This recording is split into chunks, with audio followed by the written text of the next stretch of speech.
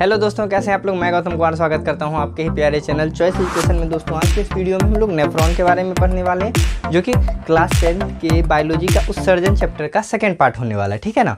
पिछले वीडियो में हम लोगों ने देख रखा था वृक्क के बारे में, हम लोगों ने पढ़ा था किडनी के बारे में पढ़ा था, पूरा का पूरा पादप में उत्सर्जन खत्म कर दिया था, जंतुओं में उत्सर्जन हो गया था।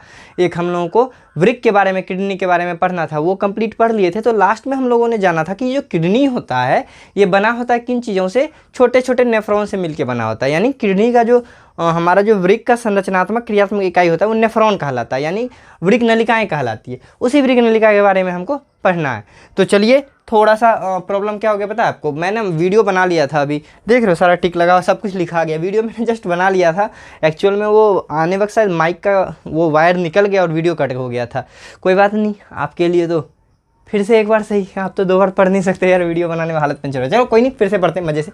हम तो लास्ट यहाँ तक पहुँचे ही थे, वीडियो कट गया, आधा घंटा का वीडियो हुआ था। चलो कोई नहीं, फिर से पढ़ते हैं। स्टार्ट करते हैं अपने प्यारे से टॉपिक को। दोस्तों हम लोगों ने देखा था पिछले क्लास में कि हम लोगों का जो टॉयलेट वाला पार्ट होता है वो वृक्क यानी किडनी में कंप्लीट होता है। यानी हमारे बॉडी में ब्लड का फिल्ट्रेशन होकर टॉयलेट जो बनता है वो किडनी में बनता है। तो आगे उस प्रोसेस को बढ़ाते हैं। हम लोगों को आज देखना है कि जो टॉयलेट बनता है एक्चुअल में बनता कैसे है, कौन बनाता है। तो ये वही महाशय है, ये वही संरचना है जिससे हमारा टॉयलेट बनके तैयार होता है। तो चलिए स्टार्ट करते हैं। इससे पहले आपको इन पॉइंटों को समझना पड़ेगा। इस चीज़ को समझने से पहले देखिए, पहला पॉइंट मैंने लिख रखा है बोमेन संपुट, या फिर इसको बोमेन कैप्सूल कहा जाता है। आप कैप्सूल ही बोलना, संपुट याद वाद नहीं रहेगा। संपुट क्या होता है, बोमेन कैप्सूल होता है। बोमेन कैप्सूल किसको कहेंगे कि आप देखिए, ये जो नेफ्रॉन है इसके ऊपर में जो कटोरा सा बना हुआ देख रहे हैं ना, गोल सा, इस कटोरे को ही हम लोग कैप्सूल कहेंगे, बोमेन कैप्सूल कहेंगे। ठीक है। और दूसरा, इसके अंदर जो ये चौमिन भरा हुआ है, गोल गोल सा घुमा हुआ संरचना जो है, जलेबी छका हुआ जो अंदर में, उसको हम लोग ग्लोमेरुलस कहेंगे। ठीक है। सबसे बड़ा जो गोल सा कटोरा है उसको हम लोग क्या कहेंगे, बोमेन कैप्सूल कहेंगे। उसके अंदर जो क्या कहते हैं चौमिन है, उस चौमिन को, फिलहाल चौमिन समझो, उस चौमिन को हम लोग क्या कहेंगे, ग्लोमेरुलस कहेंगे। ठीक है।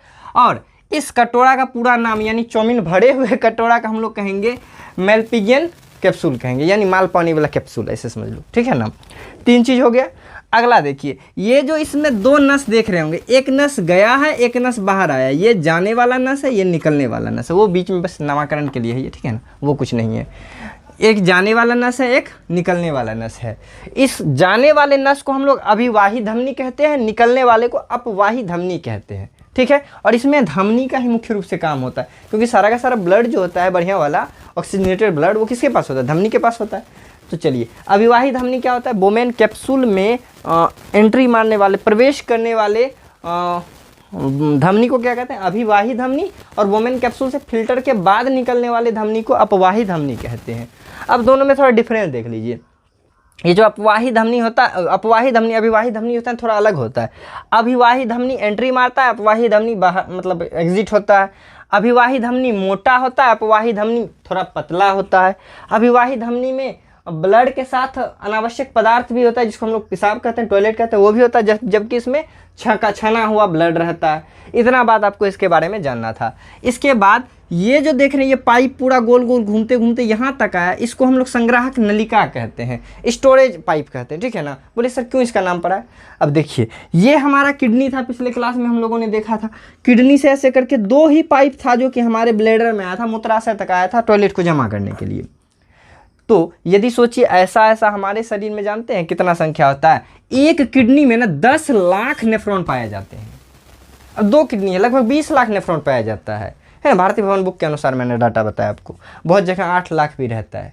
ठीक है ना। तो एक किडनी में 8 से 10 लाख नेफ्रॉन पाया जाता है, और दोनों किडनी में लगभग 16 लाख या 20 लाख नेफ्रॉन, लगभग 20 लाख मान के चलते हैं, 20 लाख नेफ्रॉन पाया जाता है। अब आप ही बताइए, इन नेफ्रॉनों में से हर नेफ्रॉन का अलग अलग पाइप हो तो यहाँ 100 पाइप आएगा, मतलब लाखों पाइप आएगा नीचे तक, 100 नहीं लाखों पाइप आएगा नीचे तक, जो कि हमारे पेट में ना यहाँ पे जटिल सा संरचना बना देगा और बहुत दिक्कत होगा, ऑपरेशन सर्जरी। तो वो जो पहले बायोलॉजिस्ट थे ना भगवान, जिन्होंने हमें बनाया है, वो बड़ा सोच समझ के बनाया। ये क्या किए हैं, ऐसा बहुत सारा संरचना होगा जो इस पाइप से जुड़ के संग्राहक नली में जुड़ जाएगा। मतलब ये एक नेफ्रॉन हो गया, एक दूसरा नेफ्रॉन होगा, एक तीसरा नेफ्रॉन होगा, सब इस पाइप से धीरे धीरे कनेक्टेड होगा, ऐसे करके आगे भी होगा, पीछे भी होगा, है ना। और ये ही संग्राहक नलिका बाद में आगे चल के यहाँ से मूत्राशय बन के नीचे की ओर जाता है। यानी ये नीचे क्या हो गया, मूत्रवाहिनी हो गया, है ना। सॉरी, मूत्राशय नहीं, मूत्रवाहिनी के रूप में नीचे जाता है। मूत्रवाहिनी यानी ऐसा नस जिससे टॉयलेट जाता है। ठीक है। इन नाम के बारे में समझ गए। संग्राहक नली हो गया। संग्राहक नली किसको कहते हैं? वैसी नलिकाएं जहाँ पे हमारा नेफ्रॉन आके ज्वाइंट होता है, जुड़ता है, उसी नली को संग्राहक नली कहते हैं। ठीक है, अविवाही धमनी, अविवाही धमनी हो गया। संख्या मैंने बता दिया कि हमारे एक किडनी में जो होता है लगभग 10 लाख नेफ्रॉन पाए जाते हैं। ठीक है ना। और अब अगला 3 टॉपिक बच रहा है। अल्ट्रा फिल्ट्रेशन किसको कहेंगे? ग्लोमेरुलर फिल्ट्रेट किसको कहेंगे? अब ब्लडर मूत्र किसको कहेंगे? इन तीनों को समझने से पहले इसका वर्क फंक्शन समझना पड़ेगा आपको। चलिए थोड़ा सा हम लोग आगे बढ़ते हैं। पिछले क्लास में मैंने बताया था कि हम लोग जो जितना भी नाइट्रोजनी पदार्थ खाते हैं, चाहे प्रोटीन हो, हमारा एमिनो एसिड हो, इन लोगों को क्या करना होता है कि हमारे बॉडी में जो ज़रूरी है वो तो है, लेकिन कुछ वेस्ट बच जाता है। जैसे कि एक्स्ट्रा प्रोटीन हमारा किस में बदल जाता है? यूरिया में बदल जाता है, अमोनिया में बदल जाता है, एक्स्ट्रा अमीनो एसिड। तो ये अमोनिया, यूरिया, यूरिक एसिड, ये सब तो बेकार चीज़, इसको शरीर से निकालना था। तो ये सारा का सारा ब्लड पाइप के द्वारा, मतलब हमारी रक्त वाहिनियों के द्वारा ये आता है। यहाँ पे थोड़ा सा ध्यान से आप समझिएगा, नहीं तो आपको ये चीज़ समझ में नहीं आएगा और इसका ये जो तीनों का तीनों काम है आप बाद में समझ नहीं पाइएगा। चलिए यहाँ पे मैं स्टार्ट करता हूँ। अब आप पहले, उससे पहले यहाँ पे समझिए, इसको फिर से मिटाते फिर से बनाते हैं, है ना। ये एक मोटा सा पाइप है, ठीक है। ये आगे चल के ऐसा पतला हो गया, ध्यान से सुनिएगा। एक मोटा सा पाइप था, वो आगे चल के पतला हो गया। हम यहाँ पे बहुत ज़्यादा प्रेशर से पानी दे रहे हैं, ठीक है ना। और ये पानी के साथ ना सोचो कि सरसों का दाना भी है, ध्यान से सुनिएगा। अब ये यहाँ से बहुत प्रेशर से जाएगा और आगे पतला कर देंगे तो और प्रेशर बढ़ जाएगा। तो क्या जितना पदार्थ यहाँ से जा रहा है वो सारा इससे जा पाएगा? नहीं जा पाएगा, तो प्रेशर बहुत हाई हो गया। तो यहाँ से कुछ कुछ पानी क्या हो जाएगा? लीक हो जाएगा और ये जो दाना वाला पार्टिकल है ये आगे बढ़ जाएगा। सेम यही कंडीशन होता है यहाँ पे। अब ये जो दाना वाला पार्टिकल है ये रक्त कणिकाएं हैं, जिसमें आरबीसी, डब्ल्यूबीसी, प्लेटलेट वगैरह वगैरह है, ठीक है। कुछ खनिज पदार्थ भी है। अब इसके अंदर जो ये लिक्विड है ये रक्त है। जिस रक्त में ग्लूकोज मिला हुआ है, प्रोटीन मिला हुआ है, यूरिया मिला हुआ है, यूरिक एसिड, जल और लवण मिला हुआ है। तो यही होता है यहाँ पे। ये एक मोटा सा पाइप था, ये मोटा पाइप एंट्री मारेगा बोमेन संपुट में, बोमेन कैप्सूल में। बोमेन कैप्सूल में जाने के बाद ये क्या होता है? इस तरह से सोचो, मोटा सा था, अंदर गया, अंदर में जाने के बाद इस तरह से जलेबी की तरह संरचना बनता है वहाँ पे, और ये बाद में अंतिम में पतला होकर निकलता है। तो इस दौरान इसका मोटाई क्या होते चला गया? पतला होते चला गया। मोटाई पतला होते चला जाएगा, प्रेशर बढ़ जाएगा। प्रेशर बढ़ेगा तो कुछ चीज़ यहाँ पे लीक करने लगेगा, और यही लीक होकर इस कटोरा में जमा हो जाता है, जिस कटोरा का नाम हम लोगों ने क्या दिया है? बोमेन कैप्सूल दिया है, बोमेन संपुट दिया है। अब इसमें जो ये जो जमा हो गया फिल्ट्रेट, थोड़ा सा लिक्विड, वो निकला हुआ लिक्विड, जिसमें मैंने क्या बोला, उसमें हमारा क्या कहते हैं, आवश्यक पदार्थ भी है, जैसे ग्लूकोज, प्रोटीन, वो सब भी कुछ कुछ लीक हो गया है। और अनावश्यक पदार्थ तो जल, या फिर हम कह सकते हैं एक्स्ट्रा जो यूरिया हो गया, लवण हो गया, ये सब अनावश्यक पदार्थ भी है। लेकिन उसके साथ ब्लड भी ना बह गया, ब्लड ब्लड कह रहे हैं, उसके साथ साथ ग्लूकोज भी ना निकल गया, प्रोटीन भी निकल गया। लेकिन आप ही बताइए, ग्लूकोज प्रोटीन तो हमारे लिए ज़रूरी है। अब यहाँ पे थोड़ा गड़बड़ हो गया। ये बेवकूफ़ क्या किया, ग्लोमेरुलस बोला कि भाई तुमको हम इस पर प्रेशर बढ़ा रहे हैं, प्रेशर बढ़ाने के चक्कर में भूल गया, प्रेशर बढ़ाएंगे तो लीक कर जाएंगे हम, लीक करेगा तो खाली खराब के लोग थोड़े निकलेगा, बढ़िया वाला भी लोग निकल जाएगा। उसी लीकेज के कारण यहाँ पे पानी और पानी में घुला हुआ आवश्यक पदार्थ, अनावश्यक पदार्थ दोनों यहाँ पे लीक हो जाता है। वो जो लीक होकर लिक्विड जमा होगा ना, उसी को हम लोग ग्लोमेरुलर फिल्ट्रेट कहेंगे, ठीक है ना। वर्ड को याद रखिएगा, वो जो लिक्विड लीक होकर बचा हमारे पास, उसको ग्लोमेरुलर फिल्ट्रेट कहेंगे। अब इस फिल्ट्रेट में तो कुछ अच्छा चीज़ भी है ना। तो हम लोग परेशान हो गए, अरे अच्छा चीज़ खा रहे हैं, किडनी में जाके सब बर्बादे हो जाएगा, तो गड़बड़ हो जाएगा, है। उसको टॉयलेट के रूप में ग्लूकोज प्रोटीन निकाल देंगे। तब भगवान बोले नहीं नहीं नहीं, इसमें थोड़ा सा कमी रह गया है। तो यहाँ पे ना ये जो कैप्सूल के नीचे ये जो संग्राहक नलिकाएं देख रहे हैं आप, संग्राहक नलिका के जो कुंडलित नलिका सब जो है, इस नलिका में जाने के बाद यहाँ पे बहुत सारा धमनी सिराए से लिपटा हुआ रहता है, बनाऊंगा तो मैं कचरा हो जाएगा। वो क्या करता है, उसमें से अच्छा चीज़ जो होता है फिर से उसको अवशोषित कर लेता है, चाहे ग्लूकोज हो, प्रोटीन हो, और ख़राब चीज़ को छोड़ देता है। वो ख़राब चीज़ जिसमें हमारा मतलब कुल मिलाकर उसको टॉयलेट बोला जाए, पेशाब बचा है, वो सारा इधर से होते हुए बोलेगा सर कहाँ पे निकलता होगा? वो यहाँ पे निकलता है, थोड़ा सा पिचक गया है यहाँ पे, है ना, यहाँ पिचक गया, फिर यहाँ पे प्रेशर हाई हुआ है, हाई प्रेशर में लीक कर जाएगा। वो सारा का सारा वो जो धमनियाँ जुड़ी होगी उस पर, वो उसको अवशोषित कर लेगा, धमनी और सिरा। और उसके बाद वो वापसी नॉर्मली अपना जितना स्पीड से आ रहा था, दोनों का यहाँ पे प्रेशर इक्वल हो जाएगा। इस तरह से ये संग्राहक नली में आके जमा हो जाएगा, टॉयलेट, ठीक है। और फिर इसी तरह से इसके साथ वाला जो नलिका जुड़ा होगा वो भी यहाँ पे लाएगा, इसमें जो नलिका जुड़ा होगा वो भी इसमें लाएगा, इसका नलिका भी इसमें लाएगा। कुल मिला के सब कुछ थोड़ा थोड़ा थोड़ा थोड़ा पानी मतलब टॉयलेट जमा करते करते इस संग्राहक नलिका में लाएगा। वो संग्राहक नलिका सीधे दोनों किडनी से जुड़ा होता है, गोल मतलब कि मूत्राशय में, ब्लैडर में जमा होता है। अब इस ब्लैडर में सारा का सारा वो जमा हो जाएगा, इसी को हम लोग क्या कहेंगे, ब्लैडर मूत्र कहेंगे। वैसा मूत्र जो ब्लैडर में आता है ना, इसको हम लोग ब्लैडर मूत्र कहेंगे। अब ये हमारे शरीर से निकलने के लिए तैयार है। तो इस प्रकार से ये पूरा हमारा सिस्टम काम करता है। समझ गए आप लोग क्या हुआ, एक बार फिर से बताते हैं। अभिवाही धमनी जिसमें हमारा रक्त के साथ साथ कुछ अनावश्यक पदार्थ भी था, अधिक मात्रा में जल, यूरिया, यूरिक एसिड, लवण सब था, वो सब बोमेन कैप्सूल में जाने के बाद प्रेशर अधिक होने के कारण वहाँ पे उसका रिसाव हो जाता है। रिसाव होने के दौरान कुछ आवश्यक पदार्थ भी बोमेन संपुट में रिसाव होकर जमा हो जाते हैं, जिसको हम लोग ग्लोमेरुलर फिल्ट्रेट कहते हैं। उसके बाद बाकी आवश्यक रक्त अपवाही धमनी के द्वारा शरीर से बाहर निकल जाता है, जो रक्त को लेकर आगे बढ़ता है हमारे नेफ्रॉन से, ठीक है। अब उसमें जो जमा हुआ है हमारा फिल्ट्रेट यानी ग्लोमेरुलर फिल्ट्रेट, वो फिल्ट्रेट इसके द्वारा फिर से अवशोषित किया जाएगा, क्योंकि उसमें कुछ आवश्यक पदार्थ भी है। उसका अवशोषण होने के बाद इसमें सिर्फ अनावश्यक जल बचेगा, जिसमें यूरिया वगैरह होगा, जिसको हम लोग पेशाब कहेंगे। वो पेशाब बाद में आगे चल के संग्राहक नलिका में जमा हो जाता है, जिसके बाद उसे हम मूत्रवाहिनी होते हुए मूत्राशय में पहुंचा देते हैं। समय समय पे शरीर से निकालते रहते हैं, नहीं तो हमारी मृत्यु हो जाएगी। ये था पूरा का पूरा इसका वर्क फंक्शन, ठीक है। अब यहाँ पे बोलिएगा सर ये अल्ट्रा फिल्ट्रेशन क्या लिखे हैं। चूँकि जब प्रेशर हाई रहता है, यहाँ पे ये वाला पोजीशन, ये मोटा सा पाइप गया था, धीरे धीरे पाइप पतला होते होते एकदम पतला सा निकला। तो यहाँ पे हाई प्रेशर में जो फिल्ट्रेट होता है, मतलब हाई प्रेशर के दौरान ये जो रक्त से आवश्यक अनावश्यक पदार्थों का रिसाव बोमेन संपुट में हो जाता है, इस जगह के फिल्ट्रेशन को ही हम लोग अल्ट्रा फिल्ट्रेशन कहते हैं। चूँकि ये हाई प्रेशर पे होता है, ऑब्जेक्टिव पूछा जा सकता है कि निम्नलिखित में से हाई प्रेशर पे कौन सा होता है, वो अल्ट्रा फिल्ट्रेशन होता है, ठीक है। चलिए अब बाकी सारा ऑब्जेक्टिव के लिए जो भी इंपॉर्टेंट है मैंने सारा बता दिया, आप टेंशन मत लीजिए, अभी से जनरल कंपटीशन तक इससे तो नहीं छूटेगा। चलिए थोड़ा सा आगे बढ़ते हैं हम लोग कि ये जो टॉयलेट बना होता है ये किन किन चीज़ों से बना होता है। इससे पहले मैं जो इतना चीज़ बताया उसको कार्य में इस 3 प्रकार से हम लोग इसको दिखा सकते हैं, ठीक है ना।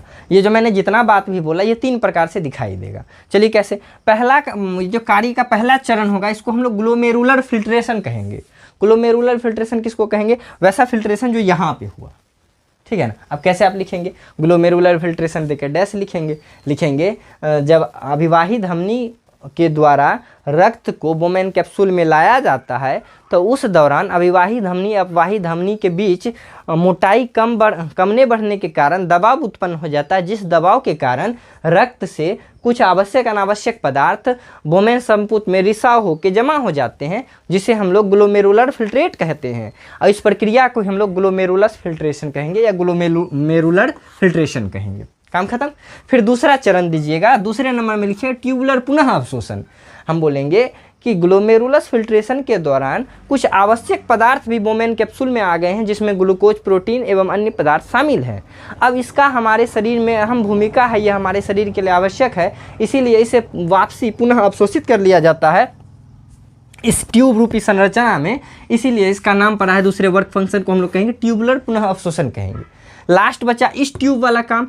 तो लास्ट में अनावश्यक जल जो कि पेशाब के रूप में हमारे शरीर में, जिसमें कुछ हानिकारक पदार्थ यूरिया, यूरिक एसिड आदि है, उसे शरीर से निकालना क्या कहलाता है, मतलब इस संग्राहक नलिका से मूत्राशय तक पहुंचाने की क्रिया को हम लोग क्या कहेंगे, ट्यूबुलर स्रवण कहेंगे। मतलब ट्यूबुलर से निष्कासन कह देंगे, सेक्रेशन कह देंगे, ठीक है। इस प्रकार से आप इसके कार्य फंक्शन को समझाएगा। आपका एग्जाम में क्वेश्चन क्या रहेगा, नेफ्रॉन का सचित्र वर्णन करें।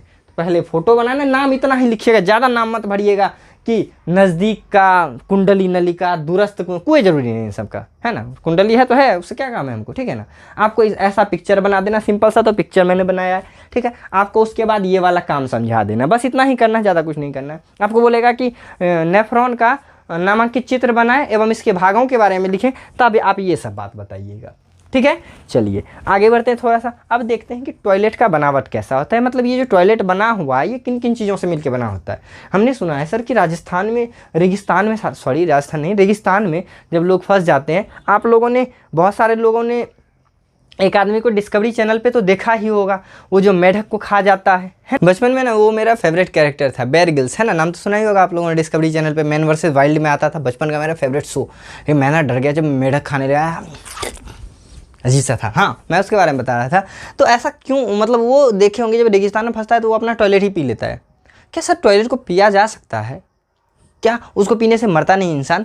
उसमें तो आपने बताया यूरिया होता है। तो फिर उसके बारे में बताइए। यहाँ समझिए, थोड़ा सा हम मूत्र के बनावट के बारे में बताते हैं। यदि कोई आदमी प्रतिदिन 100 ग्राम प्रोटीन करता है सेवन, है ना, 100 ग्राम प्रोटीन, है ना, पर डे, यदि डेली करता है तो उसके टॉयलेट का कंपोजिशन इस टाइप से होता है कि उसके टॉयलेट में 96% पानी रहता है।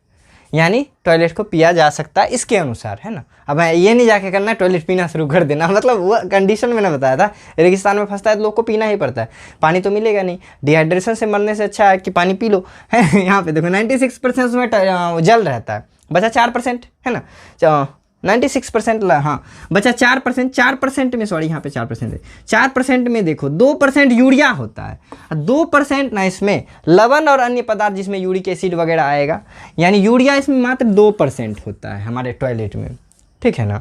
और उसके बाद क्या बच गया, कुछ सॉल्ट होता है, नमक होता है, और कुछ अन्य पदार्थ जैसे तुम्हारा क्या हो गया यार, यूरिक एसिड, हाँ यूरिक एसिड हो गया। तो ये सब पदार्थ मिलके हमारा टॉयलेट का निर्माण करता है। और यदि हम थोड़ा सा प्रतिदिन इसके बारे में, यूरिक एसिड क्या, यूरिक एसिड थोड़ा खतरनाक चीज़, उसके बारे में देखें तो हम लोग प्रतिदिन जो होता है ना 2 ग्राम, लगभग 1 से 1.5 से 2 ग्राम तक हम लोग यूरिक एसिड को क्या करते हैं, त्याग करते हैं अपने बॉडी से मूत्र के रूप में, प्रतिदिन मात्र 2 ग्राम पूरे दिन भर में, ठीक है ना। ये था। अब थोड़ा सा एक और ऑब्जेक्टिव याद रखिएगा, हमारे 100 मिलीलीटर रक्त में से 30 मिलीग्राम, है ना, 100 ml में से 30 मिलीग्राम यूरिया होता है। ये ऑब्जेक्टिव के लिए याद रखिएगा आप लोग, एयरफोर्स का ऑब्जेक्टिव में एक बार ये पूछा गया था क्वेश्चन, ठीक है ना। हमारे ब्लड में, हमारे ब्लड में 100 ग्राम 100 ml ब्लड में कितना यूरिया रहता है, यूरिया का अमाउंट रहता है 30 मिलीग्राम रहता है, ठीक है ना। अगला, अब ये जो टॉयलेट होता है देखते होंगे पीले रंग का होता है। ये जो हमारा टॉयलेट होता है इसका जो पीला रंग होता है ये यूरोक्रोम के कारण होता है। और ये जो पट्टी होता है उसका पीला रंग जो होता है, उसका पीला रंग का कारण होता है बेलरुबिन, है ना, बेलरुबिन के कारण वो पीला होता है, ठीक है। लिख ही देता हूँ यहाँ पे, है ना, बेलरुबिन होता है, बेलरुबिन। इसके कारण टट्टी का पीला रंग होता है। टॉयलेट का पीला रंग जो होता है यूरोक्रोम की वजह से होता है। फीवर के दौरान यूरोक्रोम का मात्रा बढ़ने लगता है, जिसके कारण फीवर के दौरान टॉयलेट और ज़्यादा पीला होने लगता है, ठीक है। अब बहुत लोग कहते हैं चुकंदर खाने से सर टॉयलेट गुलाबी हो जाता है। अब मुझे तो नहीं पता, बहुत बच्चे कहते हैं, बहुत लोग कहते हैं, चलो जो भी हो। ये है अपना सारा का सारा टॉयलेट संबंधित बात, कैसे हमारे बॉडी में बनता है, क्या पीना सही है, क्यों पी लेता है वो, कैसे पी लेता है। तो ये 96% पानी होता है इसी वजह से, ठीक है। अब जहर भाई साहब थोड़ा सा ही काफ़ी होता है। अब ऐसा नहीं समझना टॉयलेट पिया जा सकता है, चलो उसको डालते हैं कैंटाड़ो में, गटक जाते हैं, कैंटाड़ो तो फिल्टर ही कर देगा। चलो, तो आपका पूरा का पूरा चैप्टर खत्म हो गया। अब एक लास्ट छोटा सा टॉपिक बच गया है कि क्या हो, हमें ब्लड प्रेशर हो जाए, डायबिटीज़ हो जाए, या किसी कारण से किडनी डैमेज हो जाए, या दोनों किडनी बेच के आईफोन खरीद ले, उसका क्या होगा सर। चलो देखते हैं उसके बारे में बताते हैं। यदि आपके बॉडी में, उसका ऐसे बताते हैं, उसको कोई खास है नहीं, वो आपने सिलेबस के लिए तो नहीं है, अगले 12th में जाओगे तो उसके बारे में, 11th में बहुत ज़्यादा चीज़ पढ़ना है, 12th में। एक्चुअल में बायोलॉजी मैंने लिया नहीं है, जाके खोजने मत लगना, 12th में कि 11th में है, ठीक है ना। एक्चुअली हमारे बॉडी में जब बीपी बढ़ जाता है, हमारे शरीर का ब्लड प्रेशर बढ़ जाता है, तो उस दौरान, या फिर हमारा जब डायबिटीज़ हमें हो जाता है, हमारे ब्लड में शुगर का मात्रा बढ़ जाता है, या फिर किसी अन्य कारण से जब किडनी डैमेज हो जाता है, इस दौरान हमारा किडनी काम करने में सक्षम नहीं होता है। जितना हमारे ब्लड में से फिल्ट्रेशन जरूरी उतना हो नहीं पाता है। तो इस स्थिति में हमारे शरीर में यूरिया, यूरिक एसिड सब बढ़ने लगता है, जिसके कारण कुछ दिन में वो अमोनिया बदल जाएगा, अमोनिया बढ़ने लगेगा और इंसान की मृत्यु हो जाएगी। इंसान को तो मरने दे नहीं सकते थे। वैज्ञानिक लोगों ने एक नया मशीन का आविष्कार किया जिसको डायलिसिस मशीन कहते हैं, और इंसान के लिए यूज किया जाता है, इसीलिए हीमोडायलिसिस, हीमो मतलब इंसान होता है ना, हीमोडायलिसिस मशीन होता है, ठीक है ना। हालांकि हीमो वो रक्त वाला, हीमोग्लोबिन वाला हीमो के बारे में कॉन्सेप्ट था, लेकिन मैं ह्यूमन से हीमो ऐसे करके मैं बता रहा हूँ। हीमोडायलिसिस जो होता है, हीमोडायलिसिस एक मशीन है, एक कृत्रिम वृक्क है, आर्टिफिशियल वृक्क किडनी है, जो हमारे बॉडी में, हमारा किडनी जब काम नहीं करता है ना, उस लिए लगाया जाता है। उसमें क्या होता है, एक ना फिल्ट्रेशन बॉक्स होता है उसमें भी, ठीक है ना। उसको डायलाइज़र कहते हैं। डायलाइज़र में क्या होता है, ब्लड जाता है, उसमें बहुत सारा ऐसा ट्यूब लाइक स्ट्रक्चर रहता है, ब्लड को अवशोषित कर लेता है, 0 डिग्री टेम्परेचर तक उसको ठंडा करता है। फिर बहुत सारा उसमें मशीन रहता है, प्रेशर मापने वाला होता है, उससे ना जो आवश्यक पदार्थ होता है उसको अवशोषित करके वापसी भेज दिया जाता है और टॉयलेट वाला एक अलग कंटेनर से निकाल दिया जाता है। ठीक है ना, ये होता है हीमोडायलिसिस प्रक्रिया। ठीक है ना, आपको पूछा जाएगा हीमोडायलिसिस, शॉर्ट में क्वेश्चन पूछ सकता है क्या है, तो बताइएगा जब मनुष्य का किडनी काम करना बंद कर देता है या किसी कारणवश जिसमें हमारा उच्च रक्तदाब हो गया, जिसको हाई प्रेशर ब्लड प्रेशर कहते हैं, या फिर डायबिटीज़ यानी मधुमेह की बीमारी हो गया, या किसी अन्य कारण से जब हमारी किडनियाँ काम करनी बंद कर देती है, तो इस दौरान हमारे शरीर से अनावश्यक पदार्थ जैसे यूरिया का त्याग नहीं हो सकता, जो हमारे शरीर के लिए खतरनाक है। इसलिए वैज्ञानिक लोगों ने एक कृत्रिम वृक्क का निर्माण किया जिसे हीमोडायलिसिस कहते हैं। इस वृक्क के द्वारा हमारे शरीर में किडनी की तरह काम करवाया जाता है और हमारे ब्लड को फिल्ट्रेट किया जाता है। ठीक है, पिक्चर आपको देखना है तो ये रहा इसका पिक्चर। ठीक है, और किताब में भी आपका दिया हुआ, थोड़ा सा और पढ़ लेना, किताब से कोई खास है नहीं टॉपिक। ठीक है, तो आपका पूरा का पूरा चैप्टर खत्म हो गया। कितने मज़े से समझ में आया ना चैप्टर। थोड़ा सा और मज़ेदार बनाते हैं, जैसा कि मैंने बताया था एनिमेशन समझाते हैं। थोड़ा एनिमेशन देख लो। अब दुनिया में टेक्नोलॉजी है तो इसका इस्तेमाल करो यार। एक टेक्नोलॉजी से बना वीडियो हमारे पास है, हमारे वृक्क से संबंधित। ये हमारा पूरा का पूरा बॉडी है, कंकाल तंत्र है, इसके बीच में जो मैंने छोटा सा बचा के रखा है ये हमारा किडनी है, ऑरेंज कलर का जो दो दिख रहा है।